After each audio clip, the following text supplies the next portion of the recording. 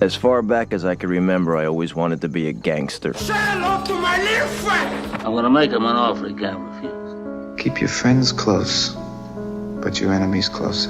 A boy's best friend is his mother. I tell you, these guys really know how to act up. Who are these guys? You are now tuned in to the ActinUpPodcast.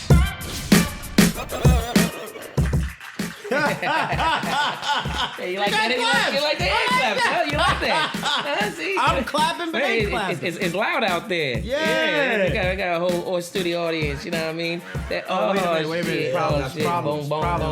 Ain't no problems. You know what I mean? That's what happens when you do double take. Listen, What's going on, man? Cisco, you know there's a lot going on. There is a lot going on. I mean, this day right now in history is what? It's historic. Yeah, it is. You know, actually, guys, this is our last day for freedom. I'm not even supposed to be this close to you, Cisco. I don't know. I swear to God. And see, you were laughing at me last time when I had my gloves on, my disinfectant, my Pharrell. I was. I'm sorry. And you were like, this stuff is just a flu. You're right. We saw him say it's just a flu. You're right. Now they shutting down everything. There's motherfucking quarantines going on left and right. There's what do you call that stuff? Curfews. Yeah. There's California calls a state of emergency. You can't even come out the crib no more. That's right. We shouldn't even be here right now doing this shit. You absolutely right. But it's a special night, so we are dedicated to you. That's right. Our fans, all around the world.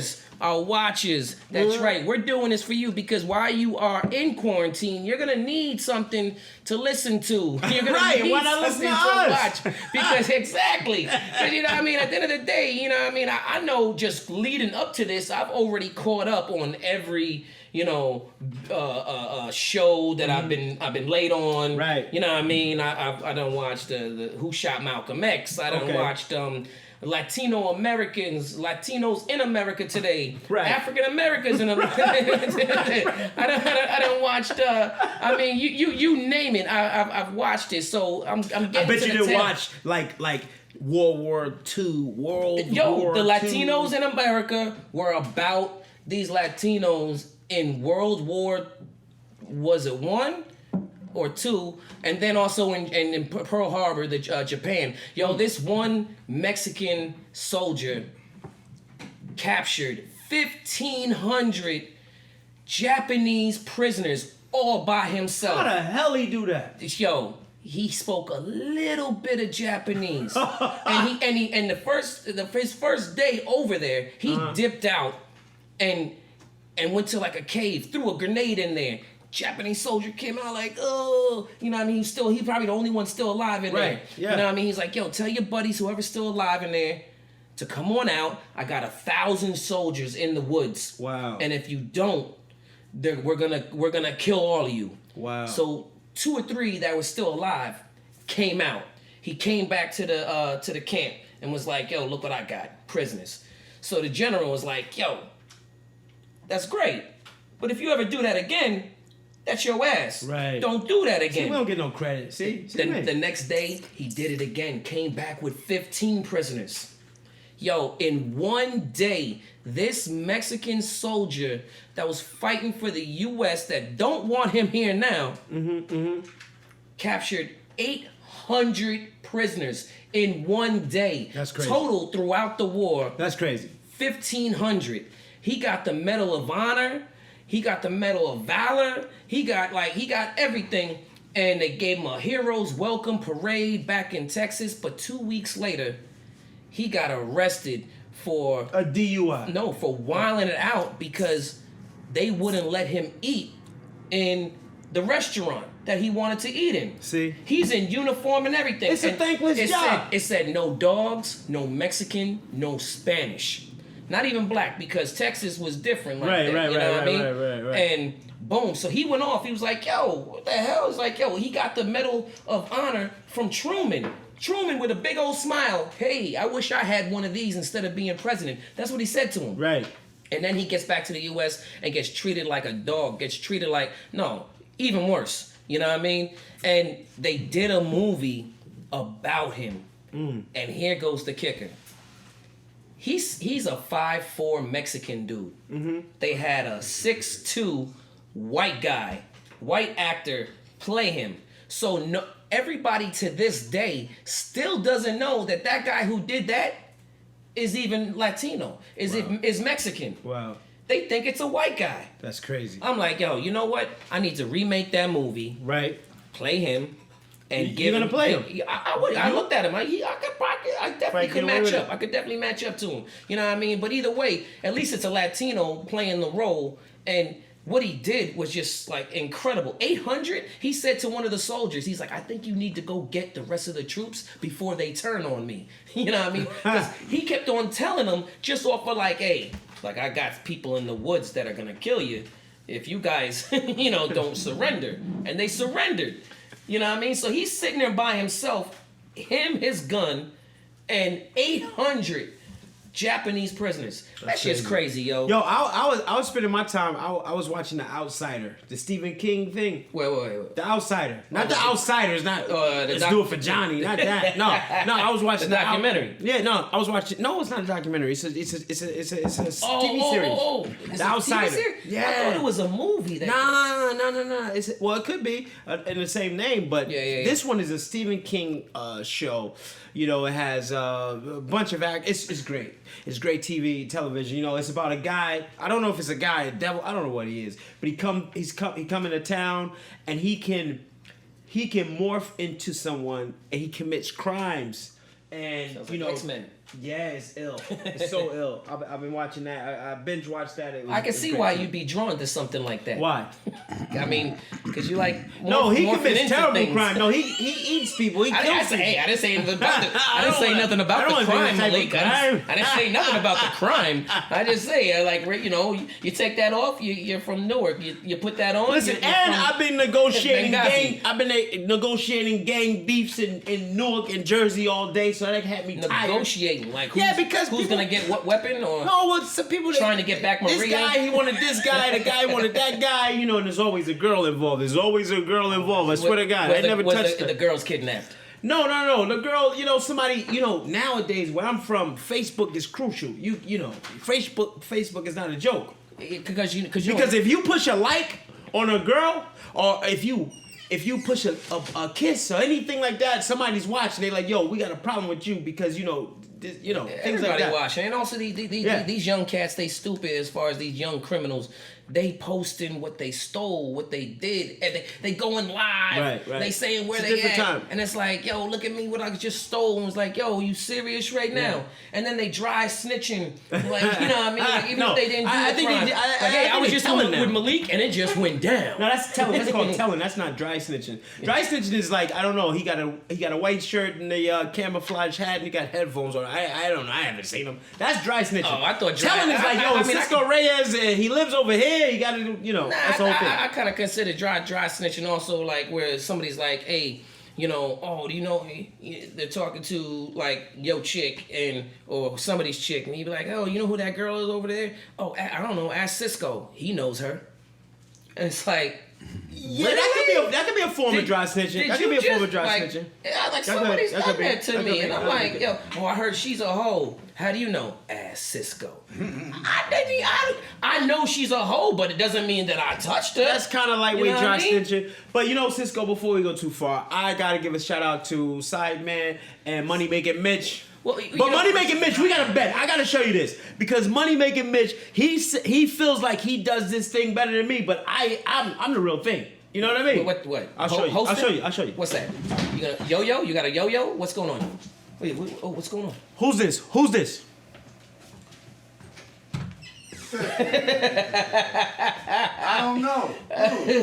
Who's that? I don't know. You gotta take off the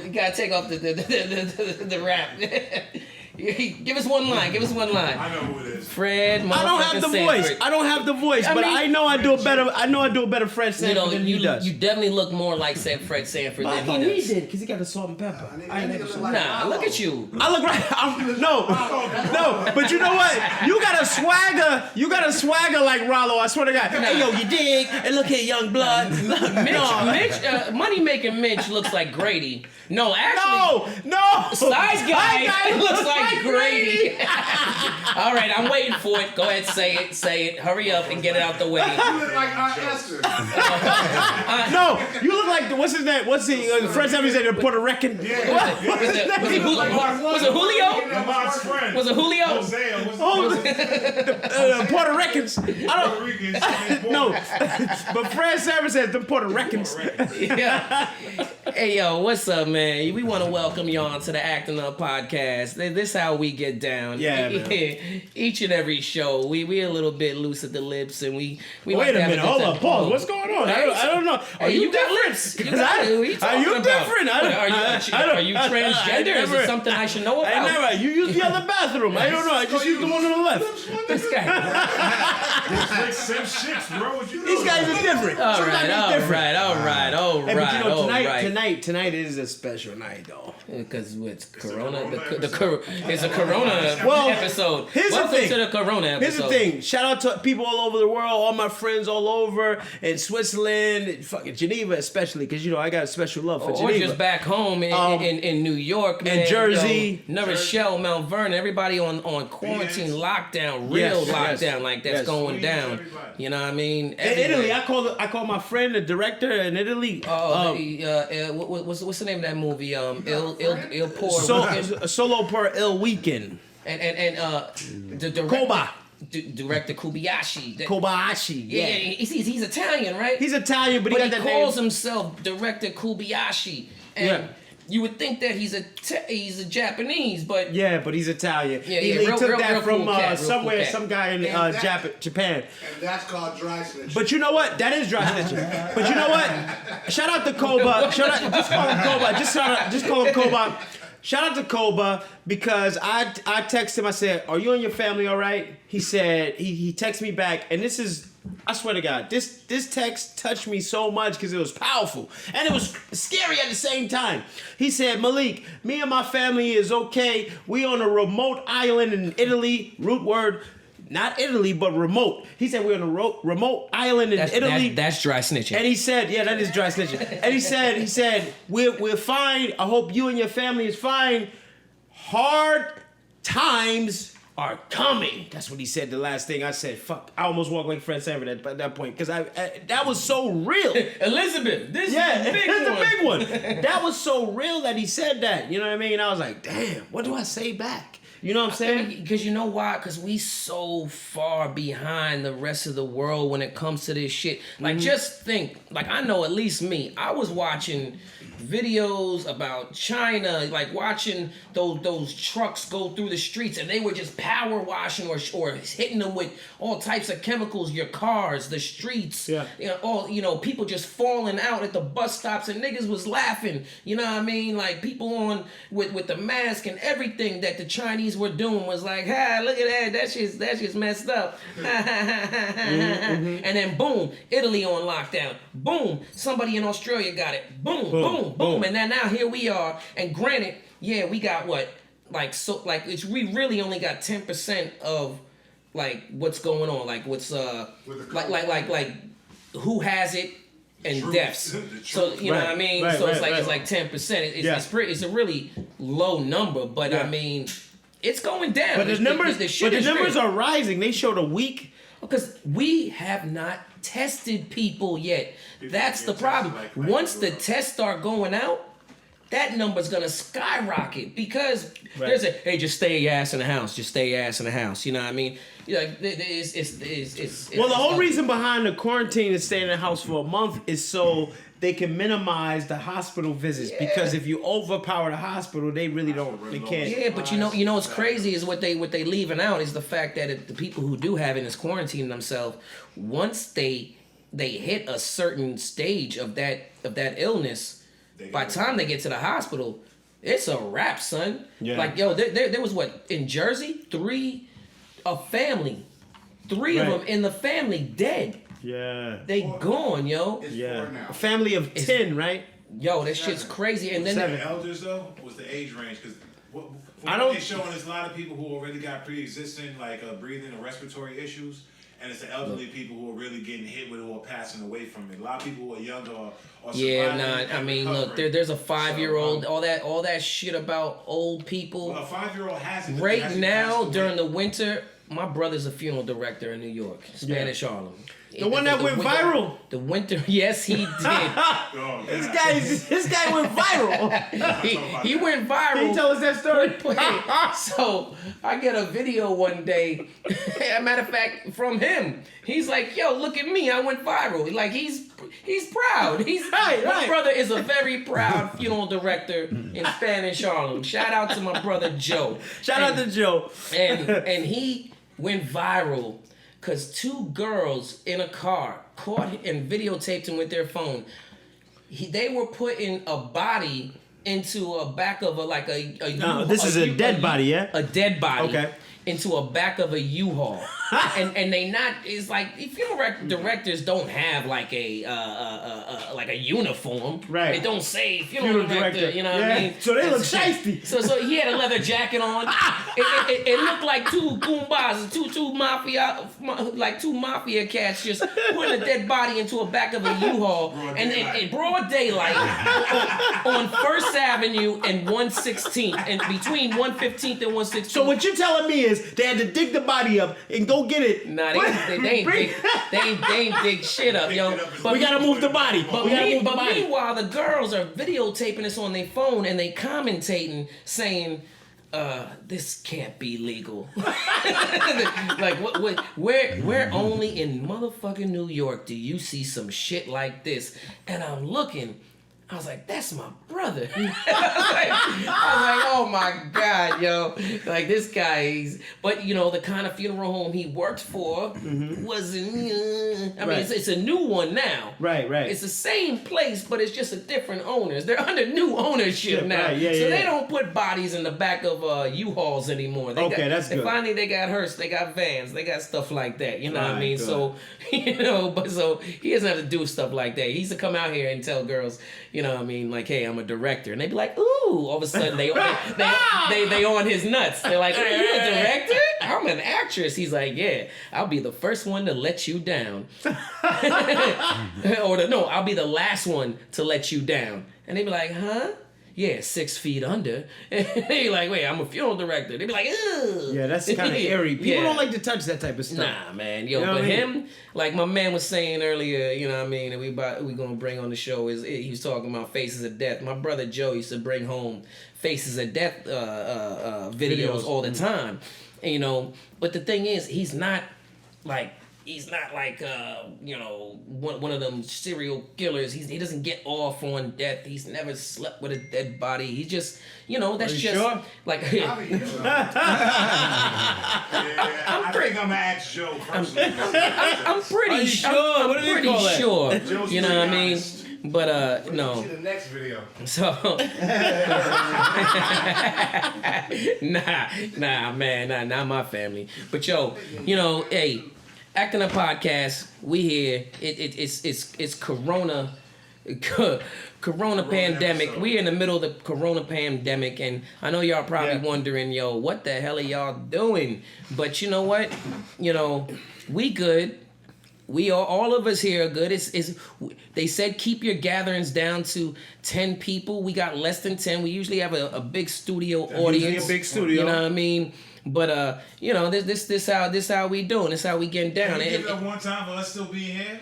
We here. We are here. Yo. We are here. We are healthy. Yo, and it's going down. And why you give me a fake ass thing? Because at the end of the day, it doesn't hold up. That's why you did that. No, in my hand. You just this guy. He's Malik's very technically challenged. You got I'm definitely technically challenged. I'll admit it. But don't try to get over on me just because I don't know. Like I used to go home and they used to be like, well, you got to fix the VCR. I'm like, what's wrong with it? And like the VCRs used to have like just press the TV or VCR button, and that's all it was. And they used to be like, oh wow, they're like, yo, you're a genius. You're a genius.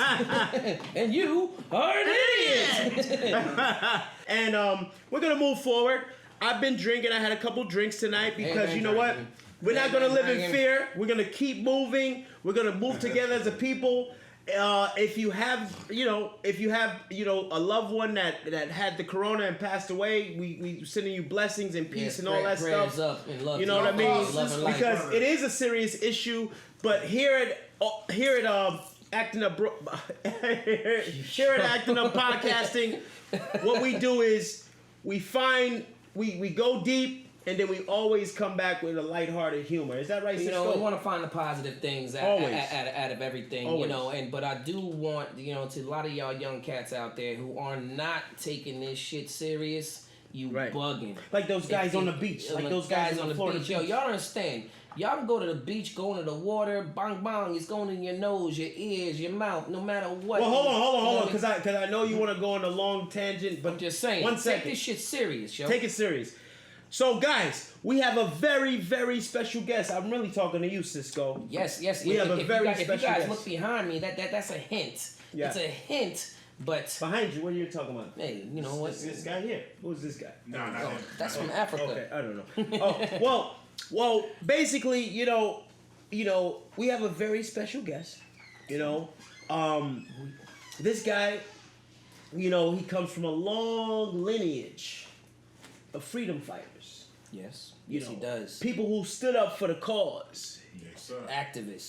People who fought. Who left the country and won't return because this country is not right. People who stepped out. This guy, his whole life has been under the microscope. You know what I mean? And he finds, he finds. I'm finding the word right now. I mean, he's a legend. He's a legend. He's a legend in his own right. And his last name, his name alone is a staple. Yeah. I mean, we could go on and on about it. I just want to say this. What's that?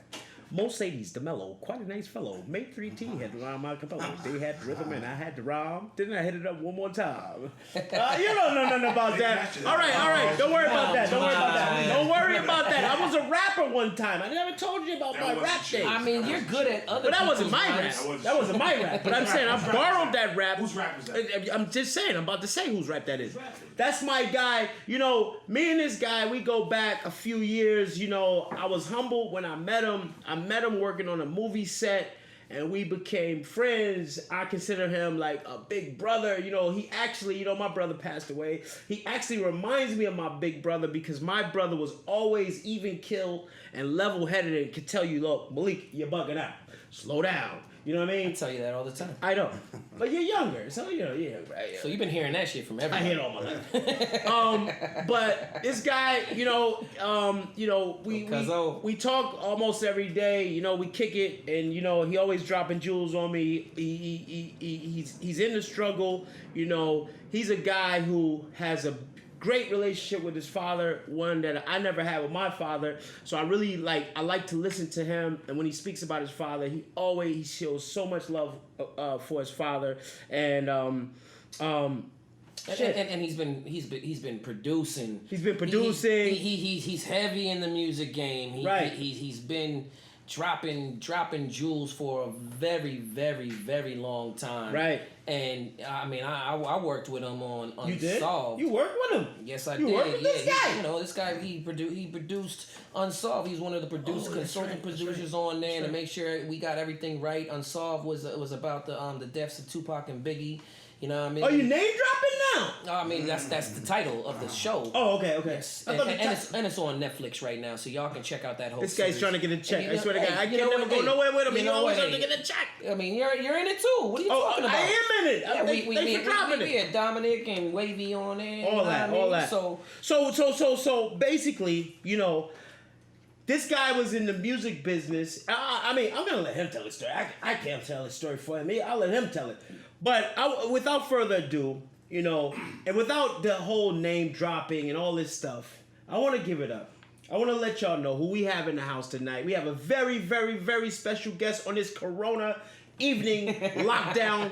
You know what I mean? And I'm glad that he came out to show that, listen, we came to build, we came to have some fun, we came to have some drinks. Did you bring up some Hennessy, by the way? No, that was you. You run Hennessy. Did I? You did. I've been drinking. I forgot. All right. He has his Hennessy. He got his drink. He's good. So without further ado, Acting Up Podcast, let's give it up for my man, Mopreme Shakur.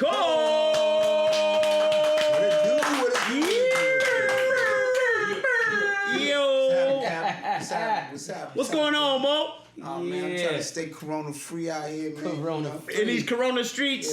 Yeah. Oh, I'm sorry. Can you slide up a little bit for the microphone, brother? You know, make sure everything is all. I like them glasses, brother. I like them. You, bro. You know, I just try to keep it cool, baby. You know Yeah, we see that, brother. You know what I mean? Stay corona free, you know what I'm saying? Yes, sir. Yes, sir. Yes, sir. Y'all acting up or what? Yeah, I mean, we trying to be a little bit more polished tonight because you're here, but too late. I got drunk too fast. I'm sorry. As you can see, our polish is not so polished. It's a little foggy. You know what I mean? It's a little foggy, but it's all good. It's all you good. know what? I think all the sponsors made us nervous. So real quick, can we take it back? Like let's take it back. Way back. You from Queens, correct? Word. Affirmative. What was it like? Did you grow up in Queensbridge projects or? Negative. Okay. Southside. Southside? Is that Jamaica? Southside Jamaica, Queens. Okay. Is that where Danny Wu from? No, Danny Wu's from Jersey. Go ahead. Yeah. I'm from the South Side, but you know, I grew up at the birth of hip hop. Okay. In New York, in Queens. Okay. You know, then. Wait, hold up, Mo. Hold up. Well, I ain't gonna just let that pass. The birth of hip hop in Queens. Running come them. on, man. The bridge is over. I mean, never that. Bronx, PX. Come on, man. No, you gotta you gotta respect watch the elders. You gotta know where it all came from. Hip hop is entrenched in the world. Period. The universe. Queens does dominate the rap culture. I mean, you know, we don't get the credit we often deserve, but MC you know what I'm saying. Nah, I mean, Rakim dated. Shout out to my man Breeze. Dated my man Breeze's sister, MC Razzmatazz. You know what I mean? I go back. Right. You know So what what year was this? Zanzibar, Jersey. What? Stop playing! Oh, don't do that! Don't do that! Don't do that! Don't do that! Yo, music box Ralph McDaniel. Well, you know, we talked about. It's funny you said the Zans because we talked about the Zans when I think when I broadcast we talked about the Zans. You know, Cisco used to get chased home from the Zans. Yo, I ain't never got chased home from those Quite Zans. frequently. Man, the Zans. I know we used to go to White Castle after or Church's Chicken down the street. White They used to have an Castle. Yeah, Italian everybody had chicken White sandwich. Castle. They used to put mad fries, ketchup, and on a big ass fucking bun with chicken breast. That shit was, you be eating that shit for like 4 days. It still be the greatest. No, but the Zans is Zans serious. was popping, son. So you know about the Zans, huh? Affirmative. Can you give me you have a Zanzibar story? Man, I got a lot of miles on me, yo. So I've been through a lot of clubs all through this country. Right. You know, New York, Jersey, you know, New York SOB. Well, tell me this. Black Quarters. Black Quarters, LQ. Oh, man. Paradise, Queens. Oh, my God. You know I've never what I mean? been to none of those clubs. I'm sorry. Can we get an LQ? You ain't never been to LQ, son? No, I'm sorry. Oh my Shit, God. Pac used to be in the LQ. What? Man. Yeah, as a shorty, him and my cousin Kenny Black. Wow. Yeah, back in the day. And Mouse Man. Yeah, man, I go back, man. I've been in this Venezuelans. hip hop culture. You know how Chris say he is hip hop. I really feel like I am hip hop. But that's what I wanted to ask you. When did you fall in love with hip hop and say, "Look, I want to be an artist"? When did you? When was that? Was that the 70s, the 60s, the 50s? I don't know. It was the late 70s. Late 70s. It was the late 70s. I was a shorty and DJ Hollywood and all that. My pops had a acupuncture practice in Manhattan, and they had a block party, and that was the first time I saw it like full blast. The whole block was locked down, block party. I was like, Right. yo. Wow. My pops was like, you like that shit, don't you? You like that shit, don't you? I'm like, hell yeah. So your father, shout out Mutulu Shakur, your father introduced you to hip hop, so to speak. We were he was there. That's you crazy. know, at that time, yeah, no doubt. But yeah. Wow. But I grew up in Queens, but I came up on the West Coast. So I always give props to both. You know what I mean? Okay. I wouldn't be shit without either. Therefore, Okay. You know what I mean? Can you tell me, because I did spit that lyric, and I'm sorry, there's no publishing. I mean, I'm not trying to steal that from you. I'm sorry. But how the hell did you, a guy from Queens, come to the West Coast and get with Tony and do that verse that went platinum? Hustle. Wow. Hustle, my nigga. Hustle. I always, wanted to be an artist, But first, I had to learn how to be a soldier, so I was in the military. When I got out the military, I got into the, my music shit. So why did you want to be a soldier? What part of the military? That's what my pops told me. I was in the Army. Right. So your pops, what did he say? Your pops? My pops used to always call me his little soldier. It's my soldier, right? And then he got locked up. He was on the run. FBI's 10 Most Wanted.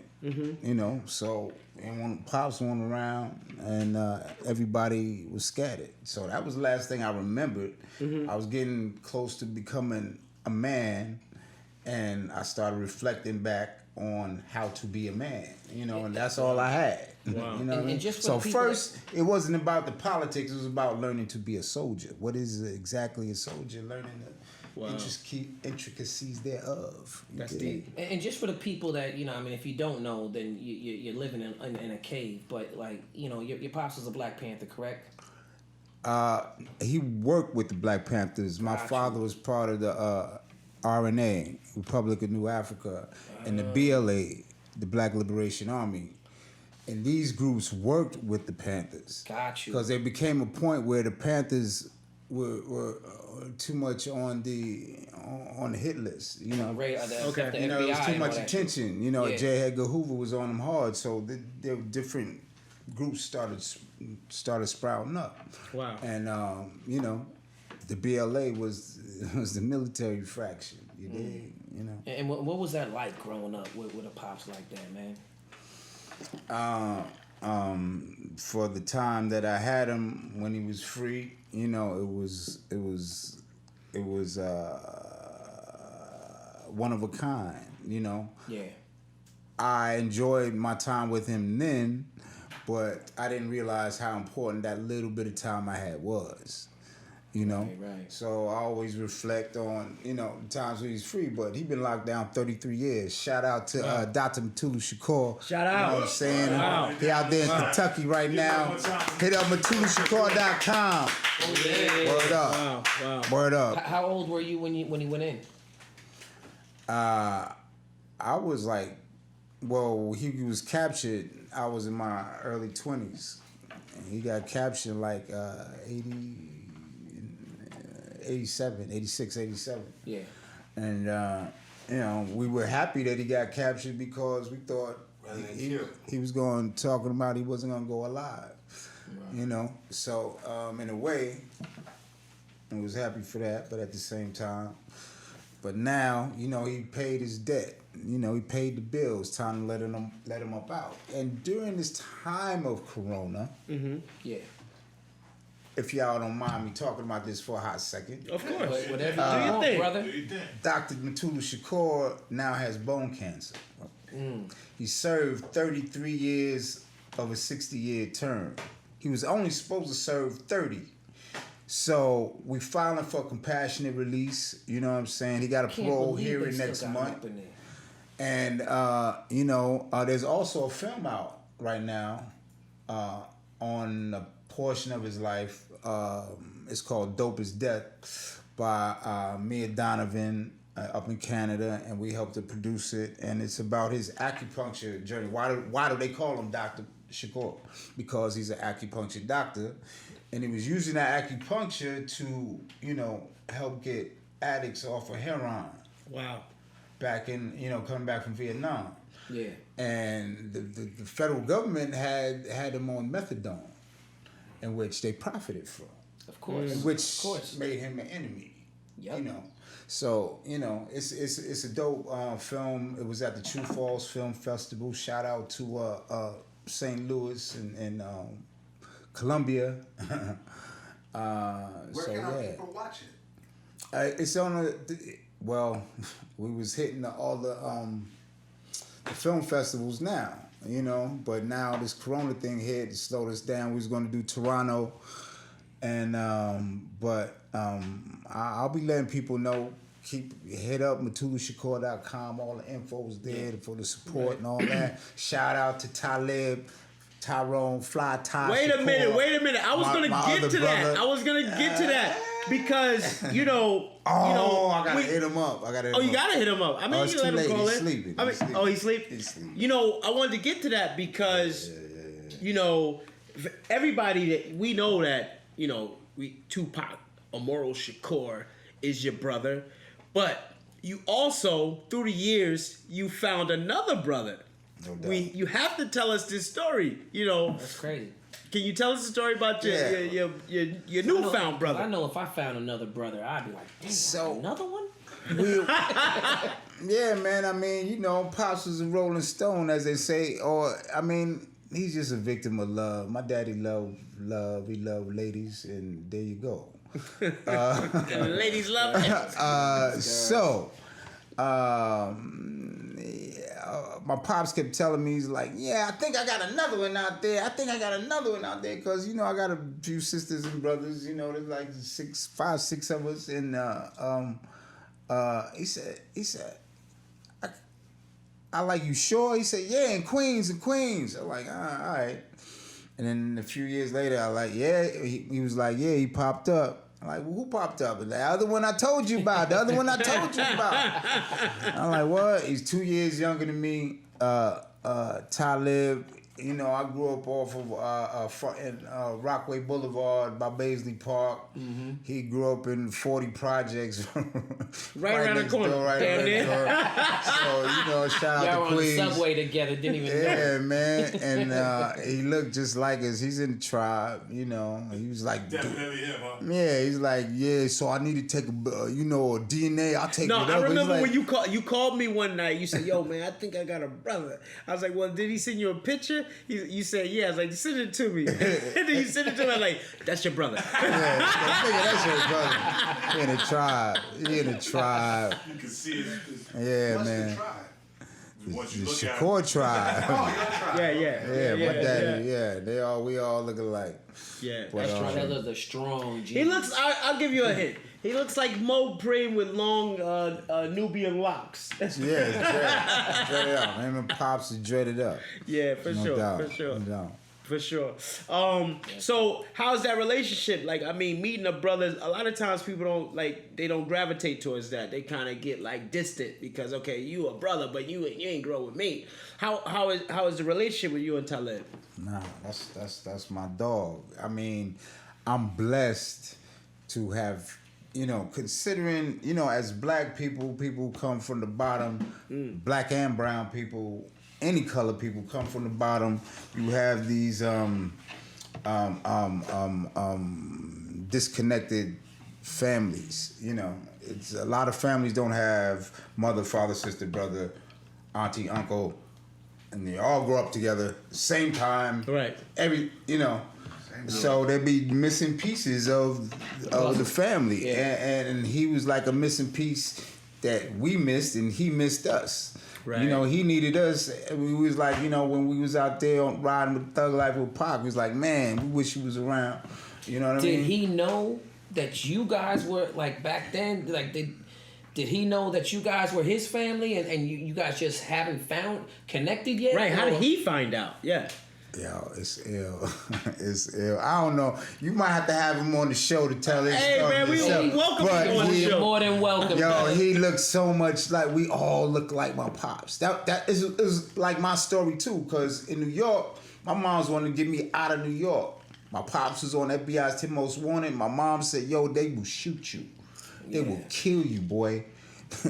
Believe me, the NYPD, they will kill you. And they, in particular, was after my father. And that's when you went to Baltimore, right? Or no? No, that's a different part. Got you. But the same thing with him, you know, he was growing up looking like Mutulu, having to deal with the same thing. So, you know, his mom's dealt with it his way. We all different mothers. Wow. You know what I mean? What's the craziest story that being Mutulu's son that you had with the police? Did they ever fuck with you? That's a good question. The police. Or FBI shit. Y'all bigger than that. The FBI, CIA. I remember often. Okay, one time in particular. This is one time because it pissed me off. Because back in the day, early 70s, Bruce Lee was the man. The guy. Bruce Lee was the motherfucking man. Yeah, I had my karate shoes. I know that. I don't know about you. I had my gi, Bruce the Lee's black Sagittarius. Shout out. Fuck that Quentin Tarantino movie. Yeah. So yeah, and my pops had took me, Pac, and Faye. We all went to the movies, and I was happy because I wanted to see the movie. Game of Death, Enter the Dragon. I don't remember which one. Because as soon as we sat down, it was like 10 minutes. Like, we gotta go. I'm like, you kidding? You bullshit. Oh, that was. Oh my God! I know you was hurt. I was so mad. And as a kid, and all I kept remembering seeing him looking back, and like, and then I found out later. So hold on, it was you, Mutulu, and Miss Afeni, yes? Yeah, and Pac. I know. Oh my God! I know you was like, hold on, y'all gotta chill with this FBI. Y'all gotta handle that FBI shit. Cause I was watching Bruce Lee shit. As a kid, where you were like, but Daddy, Bruce is about to come on. I'm like, what did I do? I'm like, what did I do? Man? Were you like, I hate being here? Huh? Were the feds or police or whoever, were they really there? In the I'm theater? sure. I'm sure. If they left, I mean, we didn't get cracked or nothing, but well, I'm sure. Look, it's not like he got a text message back then. You know what I mean? Like, you leave the theater now. Yeah, like, whatever information he got had to be. He didn't want us in no danger, Yeah. But and then going with my mom's to the post office, and I'm literally that kid that sees pops on the FBI Timbos on the poster. Oh wow! Shit. Well, what was that like? How did you feel? I mean, did you understand how deep that was, or did you just say, "Yo, that my pop got a headshot"? No, I'm not gonna be like, "Hey, he's famous," or that's like, "Oh shit." I know it was wrong, and I wasn't seeing him, and that was part of the reason why I wasn't seeing him. Right. Because I lived with him and the Fanny and Pac for a few years, and then I would go back on weekends and summer shit sometimes. And yeah, that's what it was. That's incredible because the lives we live, people don't understand. Like people like my mom and dad, they're they over there and this and that. But to have a strong foundation and the foundation get rocked at a young age has to do a lot to the psyche. Yeah? And you got these kids out here that think they got it bad. Yeah, they think they got it bad. Yeah. Like my dad, he works all night. He gets home at 11. My mom, she does this or whatever. Like whatever their version of they got it bad is. Motherfucker, you have no idea what some people went through. You know what I mean? And then you hear a story like yours. It's like, yo, like first of all, I'm sure none of these listeners out here have had their father on the America's Most Wanted list. Period. Oh, well, that was before America's Most Wanted. Well, FBI. FBI. Yeah. I mean, but I'm just to see your dad's picture on like like a cowboy thing. Like, yo, $1,000 reward. Not $1,000. Was there a reward for him? Yeah, I don't remember what it was, but yeah. I'm sure it's probably a lot though. Yeah. But you still had love in the household. Fuck all that. Even when it's bad and all that. No doubt. A lot of people don't know they poor. A lot of people don't know they struggling. No doubt. Growing up as a kid. Yeah, so no doubt. He could have had a great fucking childhood. That was the situation. You know what I'm saying? Is that how it was? That's what that thug life was about. That thug life was about them struggles that you were talking about that we as poor black and brown disenfranchised people in this country, in this world, let me tell it, because of that, that's the way it is, man. Resilient, man. Strong people. We strong people for sure. So how did you get to California? Learning how to be a soldier. So you went to that was the military, yeah? So you went to the military, they dropped you off in California, and you kind of stayed there? I went to Panama, I got deployed to Panama and came back. Ooh, and lucky then I you. decided to, no doubt. Yeah, Panama got some beauties. Decided to stay on the West Coast and pursue music here. You didn't see no combat? Yeah, I did. I got deployed. I mean, it wasn't like what in it is Panama. now. What was going on in Panama at the time? Noriega, that's right. Oh, Noriega. 52 Delta. Okay, I'm an engineer. I was an 88 Mike. Okay, my What's brother. that? Transportator, drove all the Yeah. My brother was, shout out to my brother Antonio Right Reyes. He was an 82nd Airborne. He parachuted into Grenada. That was his first deployment. Yeah. And he went I'm a land lover. I ain't doing all that shit. Yeah, he jumped out of planes. I catch you on the ground. I catch you when you touch down. But yeah, man. Wow. So you were deployed to Panama. You was dropped off in California, yeah? Mm-hmm. And first San Diego? station. Nah, Monterey, Fort Ord. Oh, okay. Mm-hmm. And when you got, what is it? How do you say? Not released, but what do you say? What's the correct term? Got out ETS. Okay, ETS. You decided to stay in California. Yeah. Then what happened on the journey? But wait, why? Because of the weather? There's 3 reasons. And the weed. Yeah. The 3 dubs. Yes. I ain't stupid. And being from New York, right, and having never experienced this shit before, I'm like, yo. Where I'm going? That's what I say to really people. though. I'm like, man, listen, I ain't stupid. I don't want to ever just hang out in the snow for 3-4 months. Like just because. Yeah, I go home, I'm good. And as an artist, it was there was room for me to do my thing I felt like I could get my shit recorded and go home possibly or whatever. But I started working on my demo and then ran into the Tonys and So who is it? I mean, this is my last question. I'm gonna shut up. No, it's all good. It's all good. Who was a rapper first? You or Pac? Who was in it first? I'm the first professionally. I'm the first Shakur in the family with a hit record. On a hit record. Okay? Let it be known. I ain't know. Yeah, because I mean that's exactly what I was alluding to. You know what I'm saying? Because that record went platinum, correct? Affirmative. Right. And come on, man, that's Tony. Yeah, I mean, because we as much as you want to share, we want to hear your story because it's important to this whole, we know Tupac and we know the power and what he conveyed, to the audience as far as hip hop. But there's some information there. There's some space there that's missing. You know what I mean? And we want to know about it. It's not really missing. It's just so confusing, and people don't have all the pieces. Right. And it was just such a blessed, fantastic time in our lives, in our families' lives, in our careers, forever. Mm-hmm. That period, that one little period, when I was blessed enough to get the Feels Good record. But my pops had got cracked. He was locked down. The family got to reconnect. I got to reconnect with Pac, Faye, and my sister. Everybody started linking up wherever they were in the country. And Faney hit me up and said, "We here." And that was another reason to stay. But I was already there recording. Up in the Bay, they reached out to, right?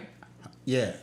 And they knew I was there. So, but I was already there working on my stuff, and then it dropped. And that's then ill. Pac was like, "Yo, you gotta," he was happy for me. We was happy. And then it put fuel in his tank to get his shit going. Wow. But then when he got his shit going, he also got the film. Yeah. Action at Took it doing to a whole movies. nother level. Whole nother level. How many years apart you and Pac? 4. Oh shit. Yeah. That's mad close. Yeah. That's my man.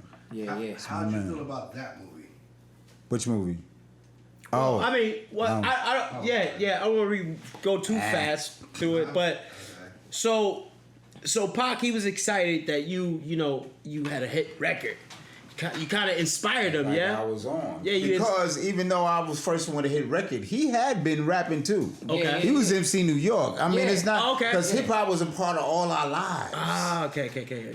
So when he did that, when my homies called, right? That's the name of the joint? That's before though. Man, Laylaw and that one, yeah. Was that that was you had the first hit, but that was before Tony Tone came out. Right? No, he wasn't recording. That's important because you actually recorded a hit record before anybody ever knew who Tupac was. Correct? Yeah. So my bad. All this stuff happened after. So that's what I'm saying. You inspired him. He saw what you were able to accomplish. You inspired him. He got excited about this thing. He said, "Yo, this thing is real. We can make this happen," and he started to make things happen. And because he had already been perfecting the basics, his poetry and acting from acting school. We've been moving all our lives, moving back and forth. So in Baltimore, he was in acting school, and so was I.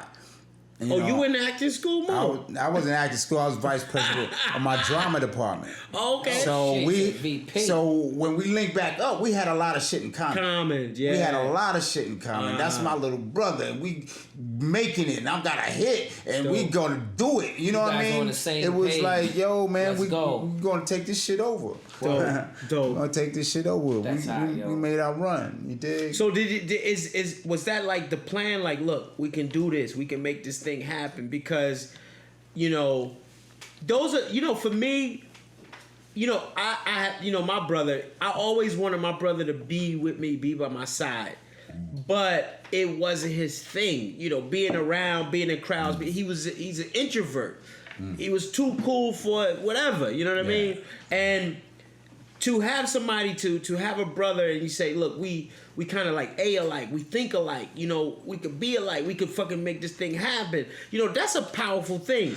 Most people can't find that. That was a special thing that you guys had. Especially on that level where you actually can honestly say you making money from it, you doing it. Like my brother Joe, we 15 years apart. He was a Ford model. He was, he did all that. But I was, 15 years apart. Yeah. I wasn't shit. You know what I mean? And when he's still doing it, I was still just a little fart. He was using me to get chicks. Like, hey, oh, is that your son? Yeah. You know what I mean? He was dating Vanessa Williams. Oh my God. I mean, it was just stuff like that. But I wished in my head as I got older and I knew what I wanted to do, I'm like, damn. Like if I was the next one down, if I was my brother Raph or Tony, that was, right next to him all the time. Could have did it together. Like the two of Raph and Tony went to the military together, you know what I mean? But Joe, he was that dude, you know what I mean? I just imagined in my mind, like, man.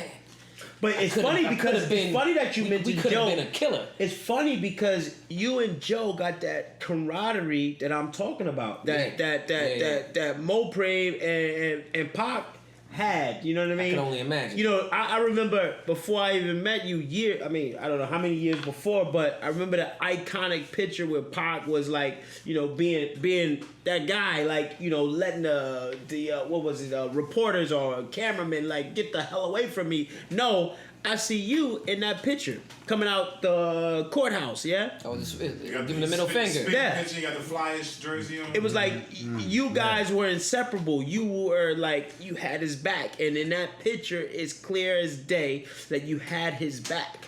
Yeah. And that was the movement, yeah? Yeah.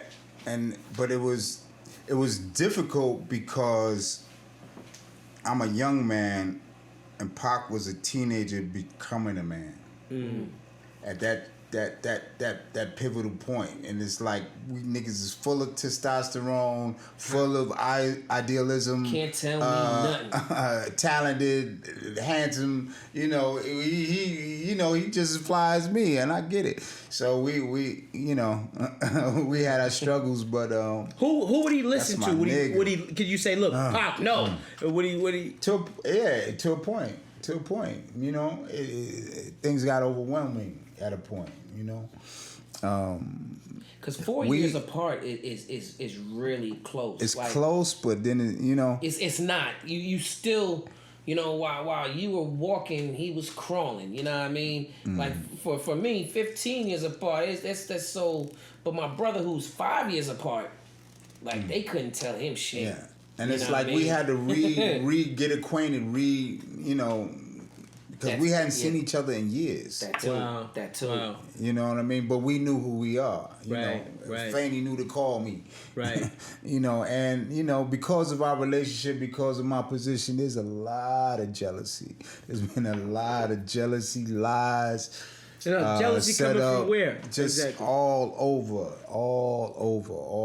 Just, you know, Let me ask you this. Being in a position. Let me ask you this, because being brothers and having a bond and saying like we on this movement, did you feel that people were trying to like separate you guys? Is that type of jealousy you were speaking of? Yeah. Pac, I often call him the Precious. You know, once he became the Precious, you know, it turns people to monsters, yo. Trying to get close to the Precious. They can't control their greed and envy, and it just, they turn to monsters. Oh, shit. You're scaring me, Mo. I get nervous. That's what I got. It's fucking scary, yo. It's fucking scary, yo. Shit. You also got, like, what you got to remember, like, you know, like, you in the military, so that also creates a kind of mentality and structure that Pac didn't get, like, you know, like, yeah. Oh, that's important. And it's hard to teach at that age. My brothers, that military foundation definitely is a different mentality. What we lack, especially as young black and brown kids, is discipline without, you know, men in the home. Yeah. Women do the best job that they can, but without a man in the home, it's a different level. Right. It's a different level. You know what I mean? There's no foundation without that. That's what I mean. That's what we was talking about, that thug life. That's what that thug life was about, because we suffer from PTSD, post-traumatic slavery disorder. Wow. Our shit goes back. Way back. Wow.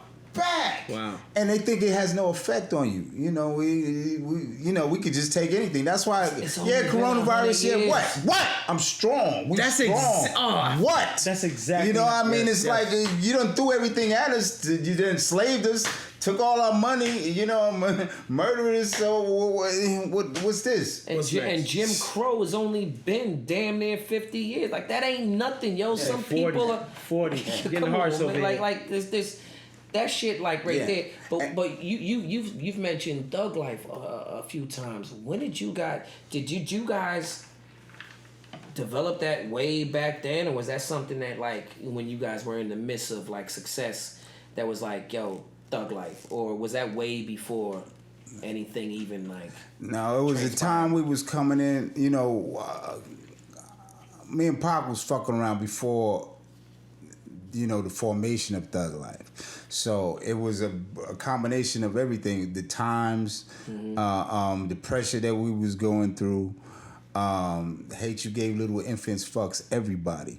And the niggas that we started fucking with from LA, Big Psych, and then one of the homies passed away, Big Kato. When Big Kato passed away, it affected Pac.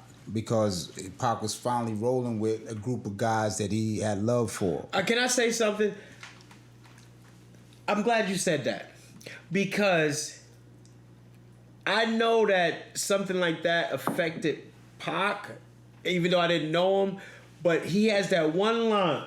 What about my nigga Kato? And I could feel that shit. I could feel that in my veins. You feel the passion.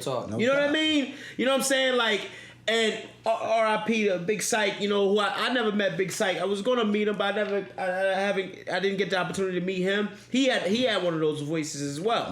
You know what I mean? These guys, they spoke with a passion and a force. You know what I'm saying? And so that affected Pac. You saying, like, Kato? Yeah, Mac and Raider. We all rep for Kato because.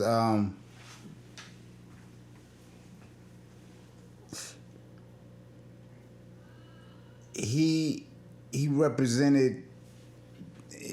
I don't know. Pac was feeling like this group is real. You know, this group is authentically real. And when Kato got killed by like a 14-year-old kid over a lowrider. Damn. Wow. And, you know, something needed to change. It was like one of the moments that made him write Brenda's Got a Baby. One of the moments created Thug Life. It was like, you know, when Big Kato passed and, you know, turned up. So we tried to create a set of rules and regulations and a format for niggas in the streets who's living like we living. Right. You know, and my pops set up, you know, the Thug Code, and we was trying to push that. We was moving so fast, yo. We was moving so fast, too fast to implement it properly. You know, and that's what kind of screwed us. But we had a lot going on. We was doing films, we was doing music, albums, we was all over the place. Pac was all over the place. But it was definitely a time where I looked at Pac and listened to his music where it was, he's a revolutionary. You know what I mean? Like, he was on some real revolutionary shit right there. Yeah. And then, of course, it kind of changed. You know what I mean? Yeah, we come from community organizers. Yeah. You know what I mean? That's where we come from. That's where the roots is from. That's what Thug Life was supposed to be. You know, a movement for the community to save lives. And somehow along that movement, it got distorted. Yeah. You felt? Yeah, as shit happens. You know, that's why as you know, I'm trying to work on my Thug Life documentary now. Right. You know what I'm saying? But because you know, a lot of people got the story, but a lot of people didn't. Right. So you know, and from fucking with Pac, excuse my French. No, you go. You know, we're dealing with Pac on the films because I'm the main one that held him down on the movies. So on all the sets, I was with him. Most of them, except for I think Gangsta. What was that one? Except for one. Okay. And so I don't want to get derailed, but I'm dying to ask, what was Making Juice like? What was that like? Yeah, just that's my flick, yo. Above the rim, Juice, like, you know what I mean? Above the rim, the shit. Yeah. Shooting in New York, just actually. That's the one that I didn't go with him on because I didn't go with him on Above the Rim because I was in L.A. recording Thug Life. The Thug Life album. Seeing as brothers, you know, we had to, you know, we was trying to get all the money. Trying to get all the work, do all the work. Corner the market. We got to do albums, we got to do movies. So what are we going to do? Yeah, you know? right. You know, get that money. Man. So were you around doing Juice? Yeah, I was on the set of Juice. Yeah. That's where I met Tretch. That had to be fun as fuck. I met Tretch on Juice. Oh yeah. It was exciting. It was new. It was all hip hop, you know, and it was being shot in New York. So even if you wasn't in it, people was around. Sam Jackson. I mean, what was dope about Juice? You actually had real. Yeah, Sam Jackson was in that joint. Everybody that was in, you know what I mean, already really doing it. You know what I mean, like a part of that flick, like that. And who wasn't even nobody yet, because that's where I met Tretch. Tretch was still coming up. Right. And Juice. Right. You know, Pac helped him get a deal. Wow. Oh, shit. Yeah, that's my man. Shout out to Tretch. Shout out to Tretch. Naughty Don. Yeah. Naughty by Nature, the whole clique. Yeah. Vin. You know? But, yeah, man. That's what's up. So there was a lot of ciphers, you know, on the set of Juice. I'm sure there was a lot of ciphers, a lot of proving. Yo, the people back then, like, because Pac seemed like, you know, I never met him, but he seemed like the type of person that would, you know, if somebody was like in a cipher, he would participate, not because like, oh, you better fucking believe it. Yeah, that's what I mean, I get that for some reason. I get that type of vibe, you know what I mean? You know what I'm saying? I'm sure there was a lot of ciphers, a lot of weed smoking and all that good shit. And Tretch, you know what I mean? We got love for Tretch over here. And Tretch is like, you know, he's a Sagittarius, by the way. You know, we share the same birthday, December 2nd. I don't know if you know Sagittarius. But, you know, Tretch is a passionate guy. Pac is a passionate guy. You got these two forces that's coming in the business that, you know what I mean, that, you know, that, and when you find people that's like-minded, you know what I mean, that's a power. That's a power. We don't know how long that power will last, but that's a very, very intricate power. And hip hop was at a different place than it is now. Mm-hmm. Yeah. Back then, it was really about fucking wordplay rapping. Lyricism. You know what I mean? It was Metaphor. about lyricism. Yeah. And more so than it is now. We were entering into the golden era of hip hop back then. We were entering in. Yeah, it was. The Juice soundtrack was bananas. Yeah. Eric I can't forget about it. Know the Ledge. Forget about it. Forget about it. That's one of my favorites. Know the Ledge. I mean, yeah, man. It was you had my man Apache back then. It was yes. Shout out to Jersey. Wow. You know? Shout out to Jersey. You know, Freddie Fox. Oh, Freddie Fox. Shout out to the old school. Fox. Cool G Rap. Cool G. You know what I mean? Yo, that soundtrack was bananas. I used to play that shit all the time. I still fuck with Cool Keith. I'm trying to get him. Oh yeah, Cool Keith. That's my nigga, Cool Keith. I want it like that. I got it like that. Yeah, you ain't bananas like me. You know? You bananas like me. Black Elvis. Yeah. Cool Keith. Word up. Yeah, man. Yeah, I go from then to now. Wow. So that was one of those like I mean that's an iconic time, an iconic moment. That era. That's why they call it the golden. I mean, Mo, how do you see all this? I mean, the story of Pac. I mean, we definitely know the story of Pac and what he represented. I mean, but a lot of people don't know, like that journey, like what you guys been through. How do you keep it together? I mean, because there's a lot of pressures. I mean, your pops he's at the helm of all this. You know what I mean? I knew Mutulu Shakur because Tupac, he shouted out Mutulu Shakur. He talked about the real soldiers and the real ones. And that's the one thing that I liked about Pac is that he wasn't trying to take all the glory. He was giving the glory to those who deserved it. How do you deal with all this? Pac was special, and I know it ain't. I ain't being nepotistic because he's my little brother, but there was something special about Pac, and it was kind of spooky because we would see him as being prophetic. He would say shit, and then it would come true. Like he would make a record like. I forgot what record it is. Pop, top, shot 2 cops. And you think it's just a rhyme and shit. And then a couple weeks later, Pac shot 2 cops. The word is bomb. Wow, that's crazy. Wow. But then he also said, only a few of us live to tell. Wow. He said that line too. And I'm still here. So it's I don't know what I just gotta keep on pushing. I'm here for a reason. I just gotta keep on pushing. It ain't been easy. It ain't all been pretty, but we made a mark in the game. That's for sure. Y'all made a hell of a planet. Y'all made no doubt. A meteor. What's that shit called? When a meteor hits the earth, fuck a mark. A meteorite. I don't know. Something like that. Wasn't in science class. So. What I want to know, there's been so many, of course, documentaries. Of course, 3 big ones. The one that's right behind me. You know what I mean? There's been movies made. Out of all those that have actually been made, so you got Tupac Resurrection. You got All Eyes on Me. You got there's another one that I'm missing, but and then of course the Unsolved, the other stuff. Out of all those. Which one is actually closest to what shit really is? Because I know a lot of them some of them been made without the family's consent. A lot of them been made without your story being told. You know what I mean? Is there any out there that like, you know what? If there's any one that I can say that's closest to what happened through my lens, it's this one. I mean, well, you mentioned Resurrection, and that's a lot of Pac's actual voice.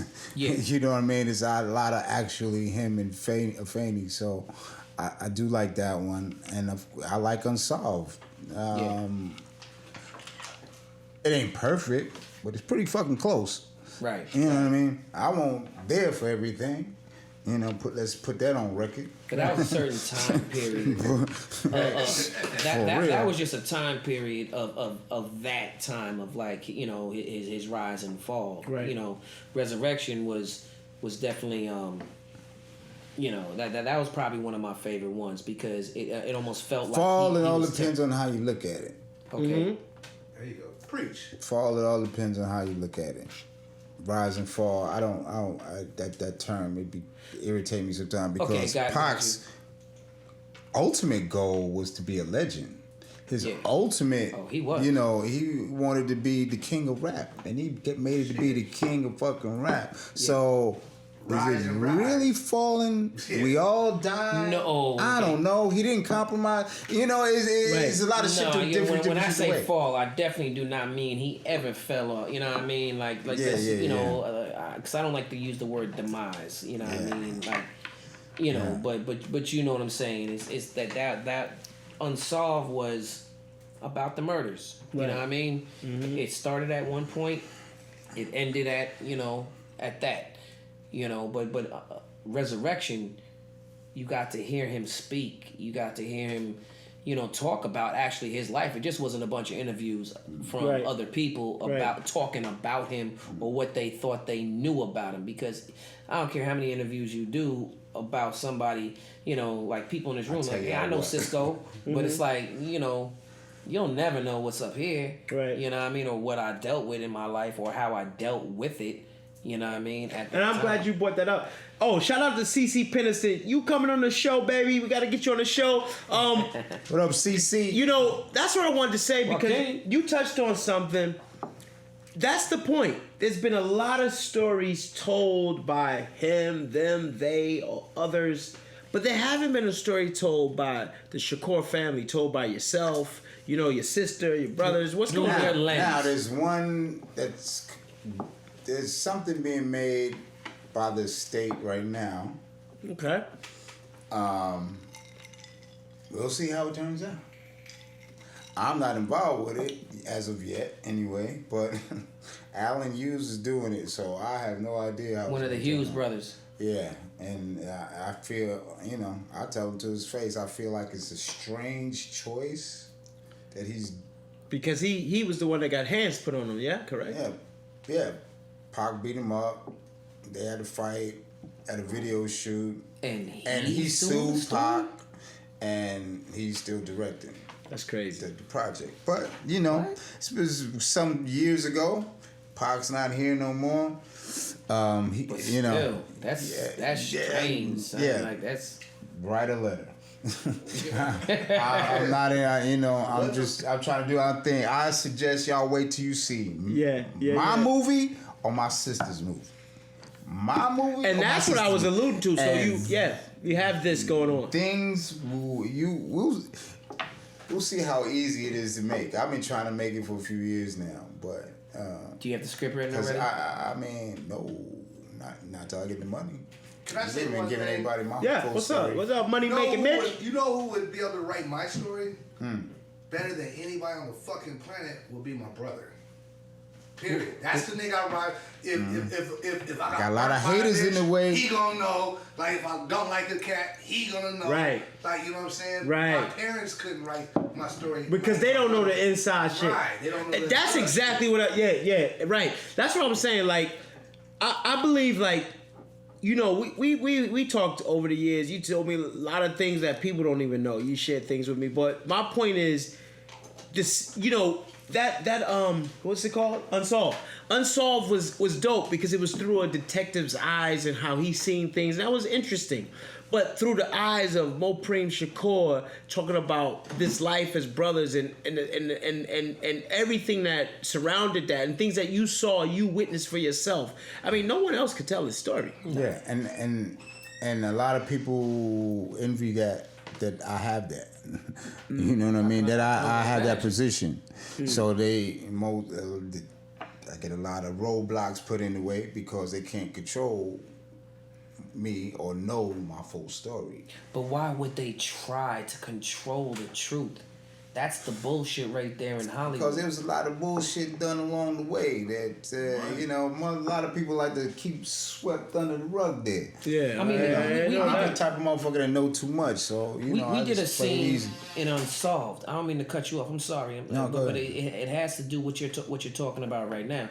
And we did a scene in Unsolved when, you know, Biggie was working with Easy Mo B, and Pac came in with the Outlaws, and you were right there, and it was something little, and you were like, nah.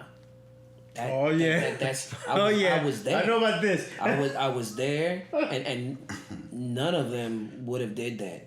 That's not how because you know as and actors, you can't win all them battles. You know what I'm saying? As you guys know, as filmmakers, thespians, and all that, it's a collaborative effort. You know what I mean? Damn. And you're not gonna get everything your way. If you're not the fucking producer, top producer, or whatever, you're not gonna get everything your way. So it's either you get down or lay down. Get out and lay down. Yeah. You know what I mean? I mean, but if you got the opportunity to get it from the horse's mouth, like here's how it went down, because that's what they had you there for, and it was just like, yo. I mean, one thing you can say that Anthony tried to get it as close to as right as possible. Yeah. You know what I mean? Shout out to Anthony Henry. Shout out to you know Anthony. what I mean? We need you on the show too. But it was just like, you know, because I played Napoleon in the joint, and my first day on set, I ain't never feel more insecure in my life just saying one motherfucking line. We talked about that shit when Dominic, who played Suge and Wavy Jones played Biggie, when they were talking about I said we're not liking the way you say West Side, Cisco, and then it's heavy. West Coast is heavy, baby. but what do you say? But you West Side? Hold on though. Like I'm playing Napoleon from Jersey. You know what I mean? And I knew him. I met him. He's still an East Coast nigga. And Dubs, he comes up to me and was like, nah, we wouldn't say it like that. You know, you got to put more bass in it. Like, what's up? You know, I'm like, okay, but Napoleon's from Jersey. But he would still imitate West Coast dudes doing it because that, you know, they were following our lead. So they act, I mean, to me, when I met him, he still was the East Coast dude. You know what I mean? He's like, well, we wouldn't say. I was like, yeah, but he's not that. And usually East Coast cats don't come out West Coast and just start being West Coast. That's the thing. This was a sensitive situation because you got these guys who getting embraced by the West, who kind of feeling a little bit like, okay, I got my certain people in the East Coast, but this is what it is. Is that correct? Is that kind of an accurate depiction of it? So to embrace the West or say it West Side in a certain way, you showed. Meaning, like, you embrace the culture. They said you embrace the culture. He changed his lingo, and I'm like, well, but I'm still playing an East Coast Cisco, cat. so you know what? So maybe you were wrong on this thing. All right, it's all right. Hey, listen, he's my guy. I brought him here. You talking about one line, yo? Because even after that, Anthony came and was like, torture. We're still not feeling the West Side. I'm like, and so in my head, I'm just like, yo, why don't you give Andre, who's playing Gaddafi, why don't you give Andre, who's from the West Coast, the West Side? I'll say Outlaws. You know what I mean? Like, it was just, I was like, yo, I can't believe I'm going through this right now. You had to adapt with the time. You should have said, West Side? West Side? All right, come on. That's okay. I just got it right. I needed you, Mo. I saw the show. I hated the West Side line. You heard the West Side line.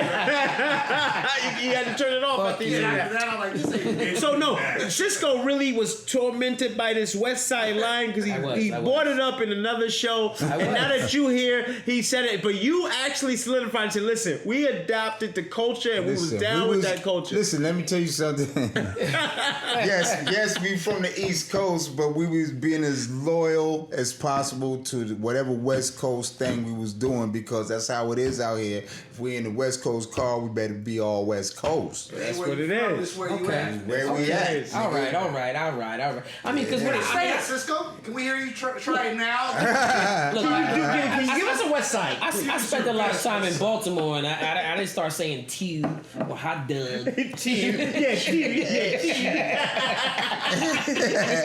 All that Baltimore accent. Baltimore boy, you talking about? I don't even know if that was an accent. I don't know what that was. What's up, you? What up, yo? You want that hot dog? Are we on your West Side? So I'm past that now. So Mo, you working on some projects, yeah? You just left for film festival.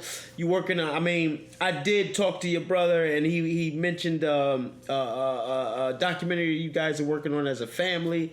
You know, what's that documentary about? Can you give us a little insight? Talib is doing a documentary about my father, but he's doing it based around the brothers that did time locked down with him. So how they influenced him, what, the programs that my pops put on in the prison for them to help them, and what they did after they got out. And it's shaping up nice. It's shaping up good. We got that one, and Dope as Death is another one about my father that I just told y'all about. The True Falls Festival, trying to get support. Now your pops his release. I want this to be known because I thought this was fucking cool. Your pops spent time in Japan or China? Which one was it? China. And that's when he was studying the acupuncture. Yeah. He was studying acupuncture. Wow. Because he was in school to be an acupuncture doctor. Wow. That was part of the shit. Acupuncturist. Can you say that? I don't know. Acupuncturist. Wow. Yeah. That's dope. And he went to Africa. My pops is a hell of a dude. He's a hell of a dude. He fought in Africa in Zimbabwe. Come on, you gotta tell this shit. How the fuck? Yeah. Come on. That's the problem. Yeah. We talk about, we talk about the Shakurs and Tupac because he really stepped above the fray, as far as shining with the music. But your father fought. Mutulu Shakur fought in Africa. Mm-hmm. Bum bum bum bum bum bum bum. He actually he did fundraisers here to raise money for ambulances there too. Really? But wait. When you say he fought, what did he fight? Tell us that. Tell us about that. In Zimbabwe, they were having a revolution. Yeah. And he went to help the people because at the time his political view was Republic of New Africa. Republic of New Africa was about setting aside certain states for black people to run and be their own nation. Oh, so wow. they just weren't adopting. He needed allies. They just weren't adopting an acronym or a name or a title over here like a lot of Americans do, and putting the word African in there. Like he was bout it. Oh yeah, that's he went over there and actually fought with them. Yeah. It just wasn't. Oh, we're the Republic of New Africa. No, he didn't have just some beads and shit. Or a medallion. Yeah. Or an X on his head, you know what I mean? Or come on, that is deep as a motherfucker, because there aren't people that exist like that. That do that. But I only know one other person, that was doing things like that. But he, that's Castro. Castro was helping the revolution in Africa. He was helping fight some of those wars in Africa. People don't know about that. Well, I mean, that's like wearing a Che Guevara shirt, or you actually fought with Che. Right. Gaddafi was too, yeah. Right.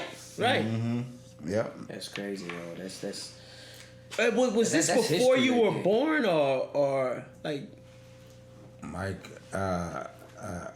Early in the 70s. A lot of shit went down in the 70s. 70s late, real, son. Yeah, late 60s, early 70s. I always felt like I should have, I was about to date myself. Okay, it's okay. Tell us, you're 52. It doesn't matter. I was born in the 70s, but I always felt like I should have, been like the 80s should have been my 70s. Cause I grew up during the 80s, you know what I mean? Like that, with the break dance and the hip hop, the birth, everything, you know what I mean? But I ride around all day listening to 70s on 70, you know what I mean? Like that whole era. Cause everything about it. Yeah, when you're in the 80s, you grow up listening to music from the 70s, because that's what they playing. Yep, you know that's what I right. mean? And all my brothers and sisters, I listen to everything that I listen to everything from, from the Beatles to the Doobie Brothers to the motherfucking, the Isley Brothers to everybody, Jimmy, Bob. Like Jimmy and Bob, to me, that those are. Like, if you look around my crib right now, like you'll see none but Voodoo Soup, you'll see Bob Marley, everything. Like that's. If I was a teenager, that's what I'm trying to say. In the 70s, I would have been straight. Well, my mother had that. My mother Coolie High. I don't know if you guys remember this. I'm sorry. Maybe it'll make sense to you guys. My mother had the Kenny Rogers album, and it had his face on it, with a little guitar and stuff. Nah, you got it. I don't remember that. Know when to hold him. The Gambler. Know when to walk away. Know when to run. No, so she had that in the house. Oh, yo. Sitting at the table, coming up for counting. Is that where the cowboy hat is? Yeah, so now you know why I might wear a hat sometime, a belt buckle. You know what I'm saying? Wait a minute, is that why? I think so. She took me to New York. I was about 7 years old. You're a cowboy now because of the Kenny Rogers? I think so. And he wasn't even a real cowboy. He was just I think so. Oh my God. And she took me to New York. I was thinking more of like you were influenced by Dolly Parton or something. Well, she had a lot to do with it. or maybe Kenny Loggins. Hey, somebody removed this guy. He said Kenny Loggins. You brought him in. Who brought him in? Hey, look, you're the one who dresses like that. Look, you never know what Malik's gonna be that day. Whenever he show up, it's when I wake up. Whatever I feel. I need y'all to continue watching every episode of Acting Up Podcast and just watch Malik's progression or transgression of his outfits. Here's the thing. See, this is what I didn't tell you about this. I should have talked to you about this. This is also a fashion show. We have a fashion segment. You didn't know that, right? Oh yeah. If you're racist, you're stupid. Yeah. So you said that earlier. We have This is a fashion show, a food show. We got to incorporate food at some point. Hey, wait till I start cooking. When we get a bigger budget and I can buy some food. When this Corona thing is over, and we can walk into the grocery store all together. Like I want to be able to in future episodes actually make something in front of y'all, and then we let our guests try it out and taste it. But you know what? Look. Check it out. Yes. I understand that, Mo, you brought a friend of yours today. Wait a minute.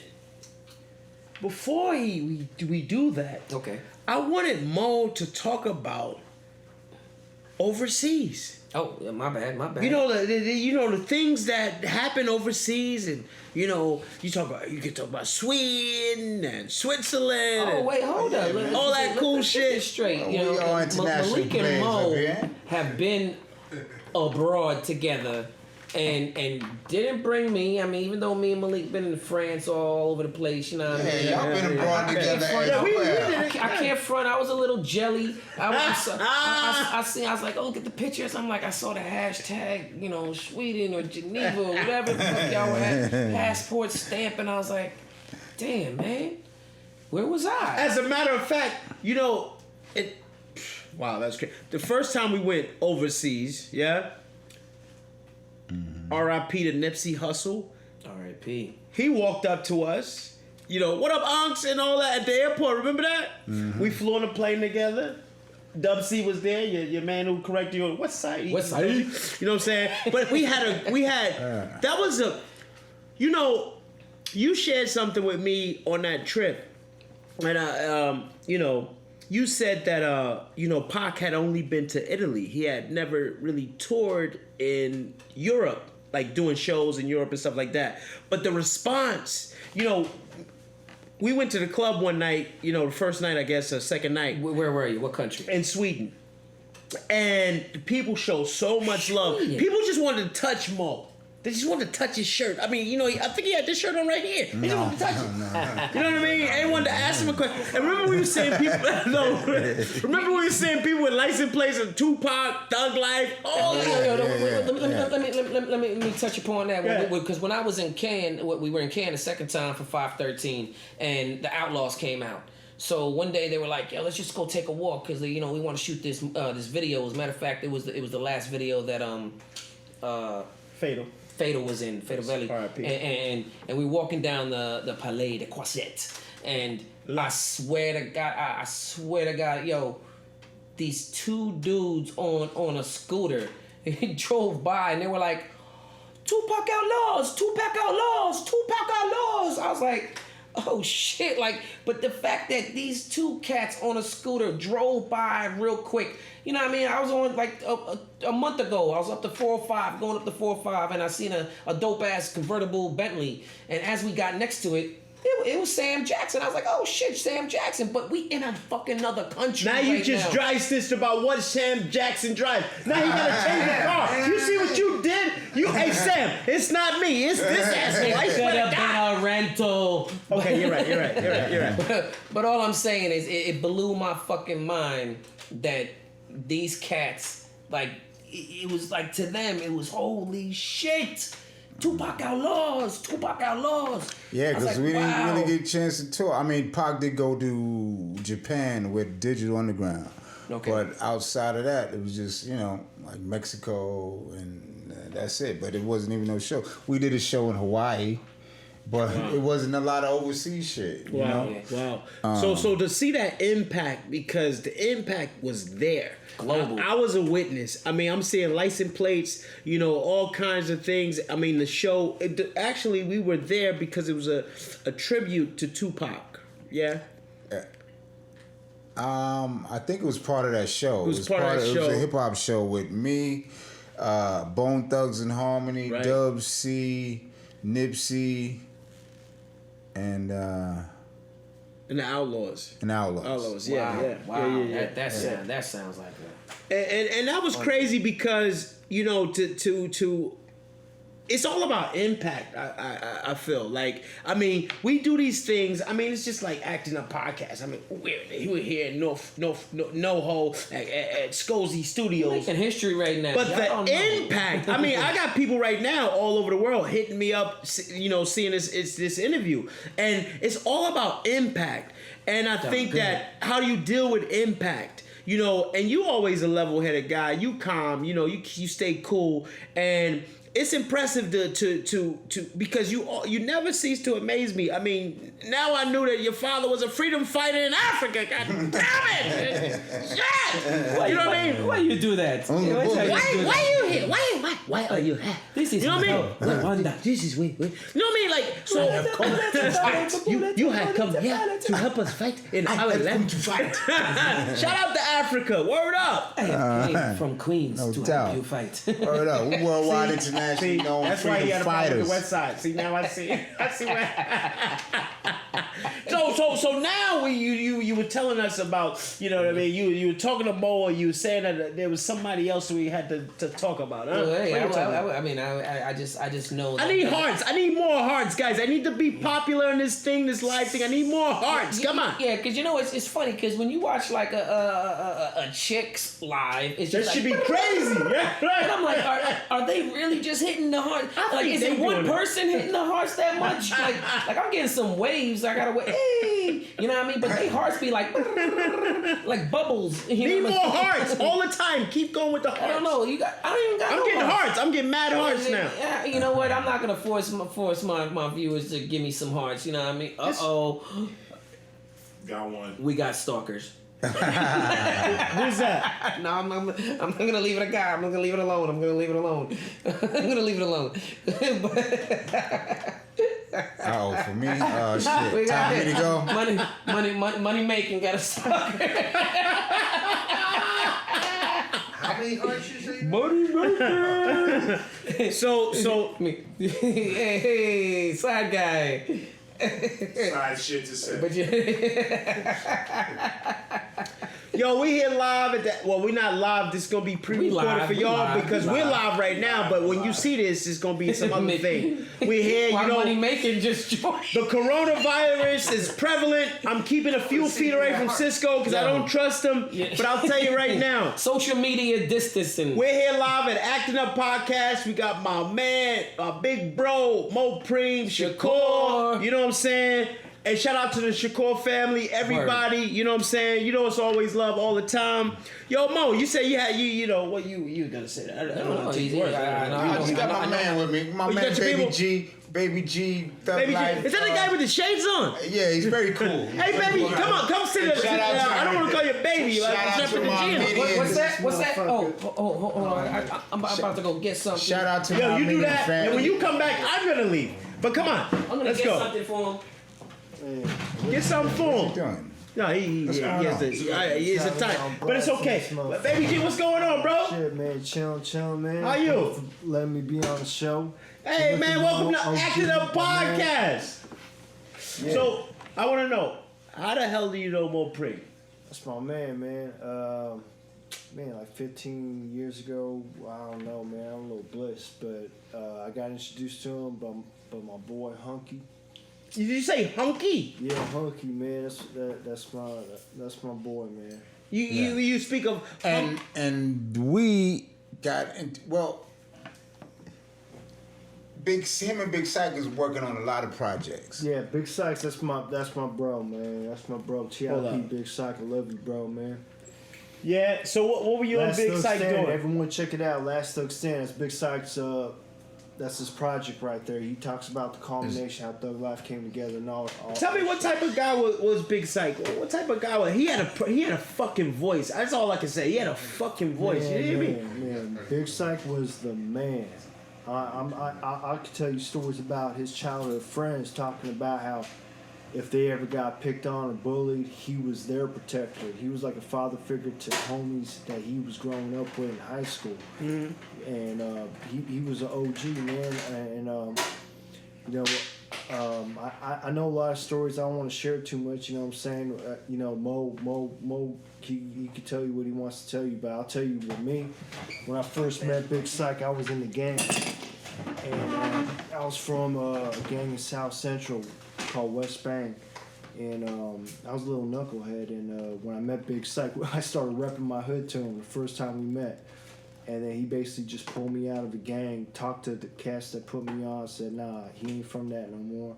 He put me under his wing, and he was like, man, Big Psych was the coolest, man. Words can't even say. So I used to make movies. I made music videos for him, set up concerts, worked on music videos, films, all that. And then eventually I was honored with the opportunity when he asked me to help him make a film to make Last Thug Standing. And it started as a film, then we switched it to a TV show, then he wanted to do the film again and back to TV show because we were going with what Netflix wanted. He had to plug in Netflix. And we were about to get a deal right before he passed, and been trying to work on that deal with Netflix, you know. I got the connections he had. But other than that, you know, keep pushing from. So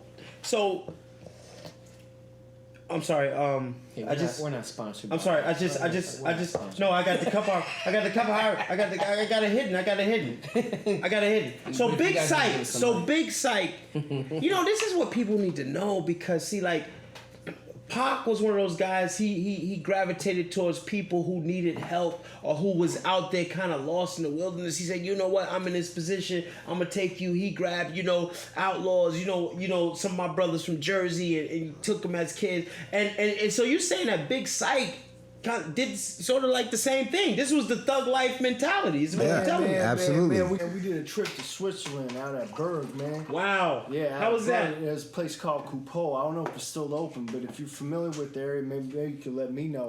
But man, Big Psych, he rocked out a concert with at least 5,000 people in that bitch. rocked it out like 1 a.m. to like 2 a.m. Like they did an encore, wanted them back. Came back, ripped it up. Then next thing you know, press was there. They were doing interviews with them the whole night. It was dope, man. It was epic, man. If anybody, you know what? Overseas is the best, because if anybody ever said, "Yo, Malik, you know Mopreme, you got a Mopreme story," I'll say, "Yeah, I got a Mopreme story." I'll say, "Yeah, there was a time we was in Sweden and we walked down this little street, this one-way street, and I said, 'Yo, Mo, you want to get a pizza? There's a pizza over there.'" And he's like, "Yo, let's go get a pizza." We go in there. We wanted a slice. I wanted a slice. He wanted a slice. They gave us a whole pie, 2 pies. He had his pie. I had my pie, and we sat down. I looked at Mo. I said, "I'm looking at Mo." Mo said, "I'm looking at Malik." I said, "Yo, go ahead, look, we getting a pie," and we ate a pie together. That's my Mopreme Shakur story. We ate a pie in Sweden. Come on, that's beautiful, right? I ate a pie in Sweden. And my Cisco Reyes story in Cannes is that he got on a train and he fell asleep and woke up in Italy. You're that guy, huh? Yeah. Yo, that night, and I think that was a night we were with a VIP room with the Outlaws and everybody. Right, that was a big night. It was crazy. I was. I mean, you talking about the Saudi dude next to us that every time they brought out bottles, they played the Star Wars theme. Right, and I feel like a song. It was like a Jamaican club. Like the song just couldn't go on with their own. You don't come by the court, you come by the gallery. Like every 2 seconds, and every 2 seconds was burr, and you looked over there and it was just buckets. 10 what was it? Cristal, 10 Cristal, 10 Cristal, 10. I think it was 20. Yeah, every time. I mean, and there was at least 100 there, and I was like, God damn, they drinking a lot. Who's drinking all that shit? I mean, but we were doing it big too. We were doing it real big. And that night, I got on the train, and I was only 2 stops away from my stop, yo. You know what I mean? I was right there, and I woke up, and I was like, oh shit, and I looked, and going away from the train, it said Nice. Nice is where you get on where the airport is. I was like, and I'm trying to ask, right? I know you got scared. It's like, parlez-vous anglais? No, was that Nice? They're like, yes, Nice. I was like, next stop. They're like, Genoa. Genoa, Italy. I was like, fuck. And I had a screening for my film, my short movie that was in Cannes that like at 10 o'clock, like 2 hours away. I probably it was, yeah. Yeah, that's But I you know what? Those are what memories are made of. I will never forget that. I will never forget that trip. You know what I mean? Like everything about it. I was actually, when we shot that music video with the Outlaws, Fatal's last video, I was in it. I was in the scene with him. You know, I just posted up on the wall. He was doing his thing. You know what I mean? It was, we were in this little cobblestone street. You know what I mean? Just shooting in the outskirts of Cannes, and it was just so dope, yo. You know what I mean? Got to build and bond with them cats. Shout out to Noble. Shout out to Idi Amin. You know what I mean? All them cats, yo. This shit was just. Shout out to all them brothers. Man. And you know, we talked about Sweden, but we also, like maybe a year and a half ago, me and Mo, we traveled to Geneva. Now that was special. It was you, myself, Bone. You know what I mean? Your dad called. He called the phone, and you spoke to him. Yeah. How did that feel? Come on. Did he know you were in Geneva? Did he know you were in Switzerland? Yeah. He's like stay tapped in with me. You know, he like to stay fly. He's like think he's out here and shit. You know? Right. Where you at? An international crime joint. That got a cost. That was an international. Yeah, that had to call somebody, huh? Hey, man, you accept the call, huh? Yeah, you gotta have a little juice. Yeah. No, that's huge. We rambling, telling these stories about these places, but honestly, I felt like I learned so much more about the movement, about the name, about the last name, about the power in it. I mean, Bone, I didn't even know he was close to Pac. I didn't know that relationship. Bone is a hell of a fucking guy. Shout out to Bone, you know what I'm saying? Sloan. You know, Bone he's Sloan. a serious guy, but he's funny without even being funny. He's very funny and charismatic. Oh, he's gonna laugh because he told me I needed to be doing one of these podcasts. Yeah, that's my. Yeah, that's what we was all talking about, podcasting and all that shit over there. And we smoked so much hash. You want to tell them how much hash we smoked? Oh, Man, I can't imagine that. Smoke a big hash. No, this is telling. I'm telling. No, this ain't snitching. This is telling. Yo, over there, yo, son, I rolled a real joint of just nothing but Cali bud, and I passed it, and they were like, "Ew, what is this?"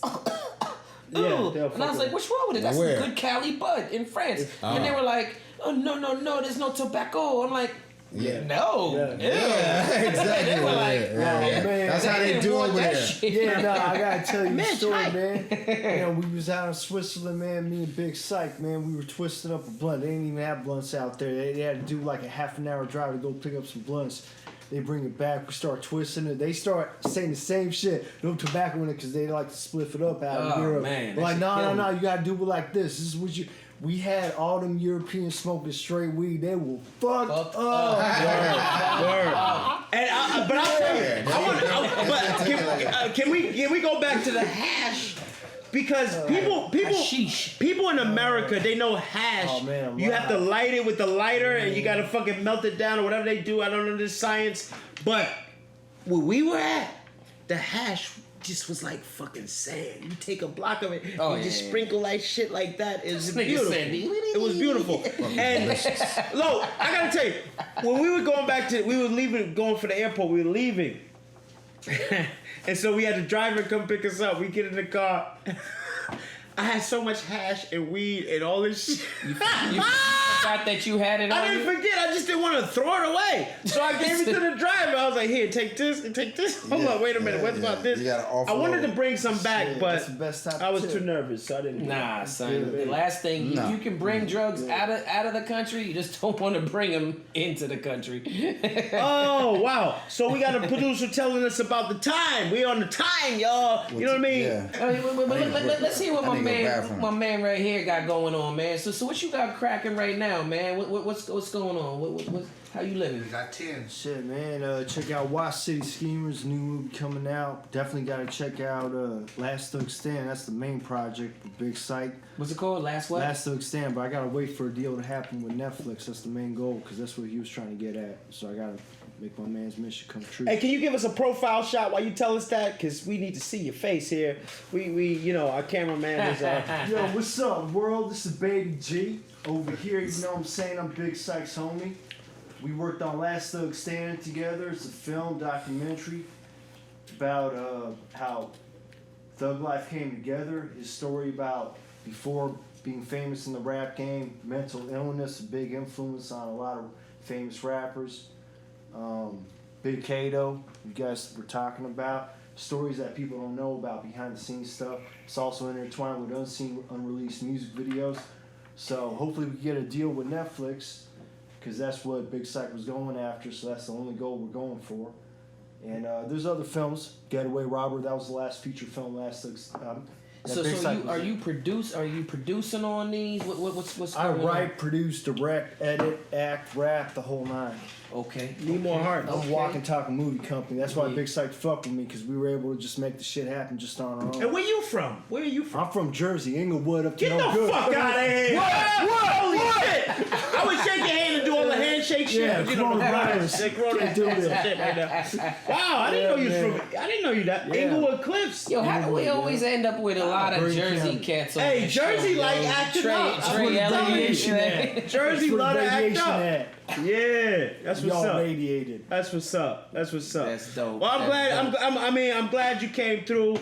I mean, man, I've been trying to get Mo here fucking years before we started the podcast. I've been trying to get Mo here. I don't know why. I remember when we first talked about putting this together. Like one of the first people that was like, "Yo, all right, we got to get Mo on there." Yeah, and that's gonna be a dope episode. For sure. And here we are, 360. It came around and. I just want to know. I don't want to know if Mo will promise that he'll bring his brother. So we got to take a look at this guy. You know what I mean? Fly We don't tie. know. Will you bring him through? They got the dock cracking. Hopefully you guys can come back. I'll see if he can pencil you in. You know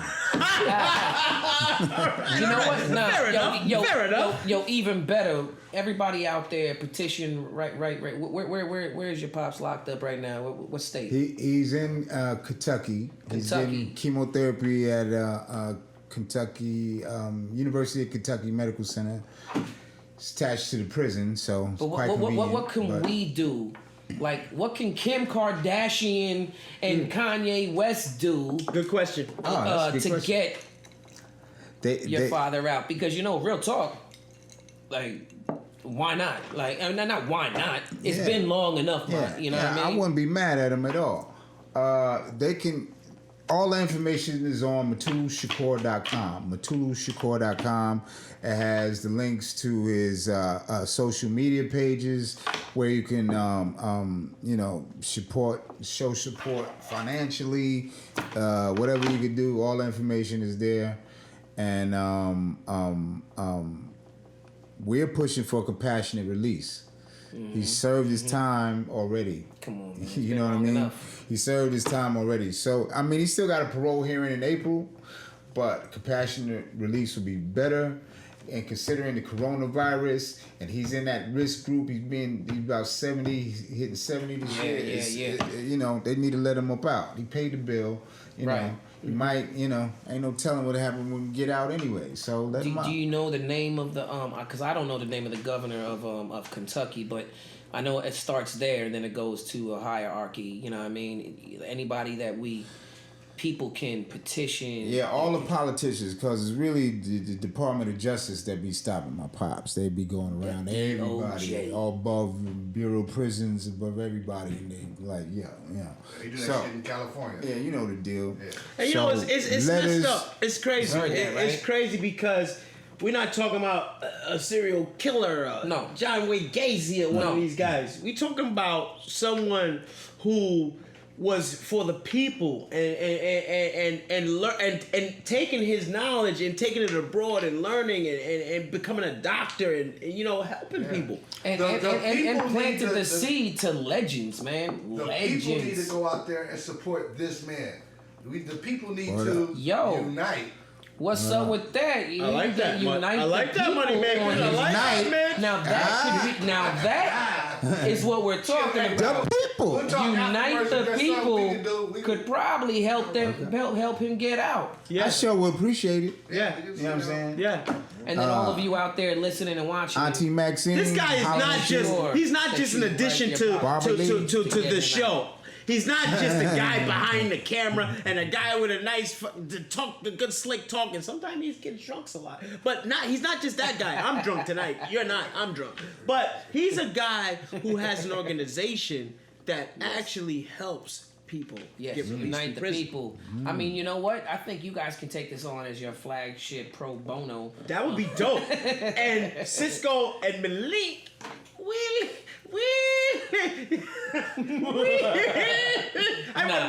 And you know what? Hey, and the next time that you on the show, you got your brother and your pops. Yo, let it be heard. Let it be heard. And so it is into the universe. There you go. Yes. There you go. That's what I'm talking about. And so, you know what? Let's start with you, brother. Yeah. Where can people find you? Shit, lastlookstanding.com, kingdomenterprisefilms.com. You know what I'm saying? Social media handles, anything? Yeah.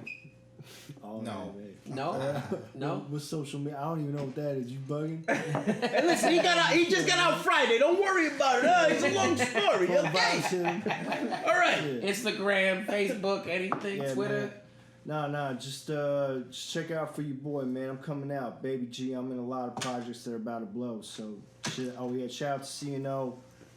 All my CNOs, Bone Thugs, Busy Bone, man, good looking out for the shout out to the CNOs and all my thug lives. Love y'all, man. And, there it is. How about you, Mo? where can people find you, man? How can they get a hold of you? How can they write you? How can They they can't. support you?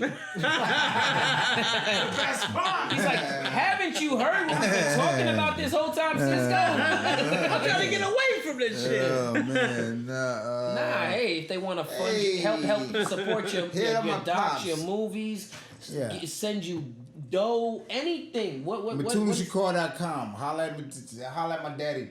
I see my daddy let y'all to holla at me. Really, we need the most support. What about Talib? Do we have a handle on Talib? He's got a GoFundMe. I don't currently know it, but by the time y'all... No more goddamn, yo, this damn... Hey, man, I got a lot of shit, man. Well, I think it's I believe it's Talib Shakur on Facebook, and you can definitely find him there and kind of look into the work. No, it's not? Okay, I know.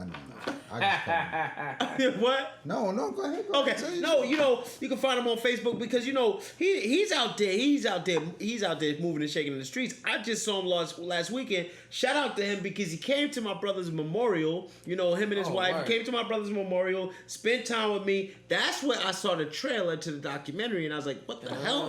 Yeah, we trying to do the right thing. Yeah. We got multiple projects. He's one of those guys. He has a heart of gold. Yeah. True indeed. Yo, we want to thank everybody out there listening for supporting another episode of Acting Up Podcast. You know what I mean? That's it. We're done. It's like, we're not done. We're just gonna say, what do my cousins always say? She don't say goodbye. She say bye for now. But, yeah. But you know, you can always catch us on every platform: Twitter, Facebook. No. Instagram, we have a lot of shows that we have already in the cut. But are we ready? Are we really ready for April 1st? Or is that an April Fool's? I don't know. I'm not sure. You know what? Hey, let's just say this show comes out after April 1st. Let's just say it does or it doesn't. Yo, I want to make sure that you guys follow us on right now. Everybody here watching, everybody over there on Malik's Live.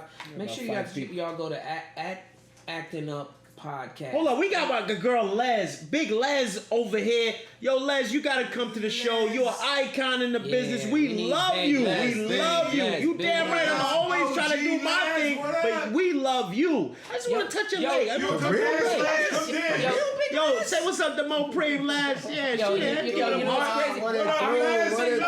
crazy? Big Les was a video music box with Ralph McDaniels at the Zanzibar. I remember the episode. I was like, God damn, who is that? We love you over here, Les. We love you, girl. Yes, we do. We can't wait to have you on the show. Yes, but make sure that you guys follow at Acting Up Podcast on all platforms. We are launching on April 1st. We don't want to date ourselves. So if this comes out afterwards and we're already on, make sure that y'all go to Spotify, iTunes, Google Play, Anchor, Instagram, Facebook, Twitter. Make sure that you guys show us love and support. Yes. You know what I mean? It's your boy Cisco Reyes, CISCO-REYES. You can find me on all social platforms at that name. And my boy Malik Barhart, MalikBarn. HARD3 at all platforms. You know what it is. I have no idea. Damn! Shout it out. I guess that spells Acting up, y'all acting up. West side, Thug Life, baby. Thug Life Outlaw Immortals. Side guy, money making Mitch. Thug Life, all right. Dr. Shakur. And you know what? Y'all can catch Money Making Mitch on all social media platforms at Mitch for Us. That's MITCH for Us, number 4. And Side Guy at Bel Air Boy. Yeah. Bel Air Boy _OH. Bel Air Boy. I hate Mexicali, what's up? Out of all the symbols that you can use, an underscore. What the? It's an underline. Why not just like a slash? Or that's what you would do. Unite the people. Let's go. Let's go. Clap it up. Unite the people. Unite the people. Another episode of Acting Up Podcast. We gonna eat now. We love you. Shout out. Be safe out there.